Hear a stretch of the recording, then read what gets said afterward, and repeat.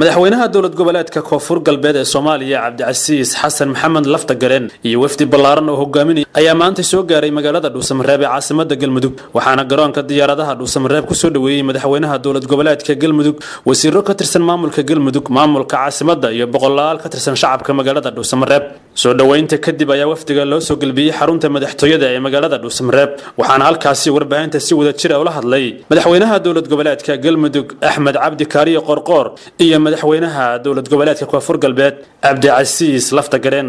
madaxweynaha koonfur galbeed madaxweyne Cabdicasiis wafdiga ballaaran oo la socda wasiirada iyo xildhibaanada iyo dhammaan madaxda qaybaha kala duwan wafdiga madaxweynaha qayb ka ah waxaan leenahay madaxweyne soo dhawaada madaxweyne ku soo dhawow Galmudug ku soo dhawow caasimadii magaalada Dhuusamareeb caasimadii Galmudug aad iyo aad kaga mahadcelinaynaa madaxweynaha wafdigaaga inaad noo timid inaad nagala soo qayb gashay sidii ballantii iyo qorshuhuba ahaa shirkii wada tashiga dowladaha xubnaha ka ah dowladda federaalka Soomaaliya soo rajeynayno kuna kalsoonahay insha Allah inay ka soo baxaan wax Soomaali dan u ah la socda xaaladaha jira xal wanaagsan lagu gaaro alxamdulillahi rabbil caalamiin wa bihi nastaciinu calaa amuuri dunya wa diin sala allahu calayhi wasalam madaxweynaha Galmudug madaxweyne ku-xigeenka gudoomiyaha baarlamaanka wasiirada Galmudug la taliyaalka iyo maamulka gobolka iyo degmada Galgaduud iyo Dhuusamareeb iyo shacabka ku dhaqanbo salaamu calaykum waraxmatullaahi wabarakaatu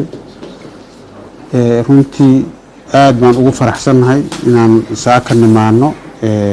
magaalo madaxda dowlad goboleedka Galmudug ee Dhuusamareeb annagoo u nimid shirkii wada tashiga ahaa dowlad goboleedyada isugu imaanayeen